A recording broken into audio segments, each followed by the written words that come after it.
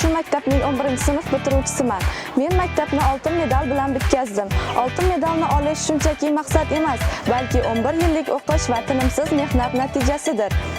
Shuningdek, 4 ta fandan milliy sertifikatga ega bo'ldim va oliy ta'limga kirish uchun belgilangan maksimal 189 ballni qo'lga kiritdim. Kelajakdagi maqsadim nufuzli oliygohlarda tahsil olib, o'z sohamning yetuk mutaxassisi bo'lishdir. Biz yangi O'zbekiston yoshlarimiz, bilimimiz va yutuqlarimiz bilan vatanimiz ravnaqiga o'z hissamizni qo'shishimiz zarur. Men O'rozboyeva Gulchiroy 4-sinf bitiruvchisiman. Men bo'sh vaqtlarim rasm chizishga qiziqaman. Shuningdek, Yangibozor tumanidagi Bolalar musiqa va san'at maktabidagi to'garakda ham qatnashaman. U yerda 3-sinf o'quvchisiman. Men ko'plab tanlovlarda qatnashganman. Bulardan birinchisi Xiva shahrida bo'lib o'tgan xalqaro ijodiy tanlovda birinchi o'rinni olganman.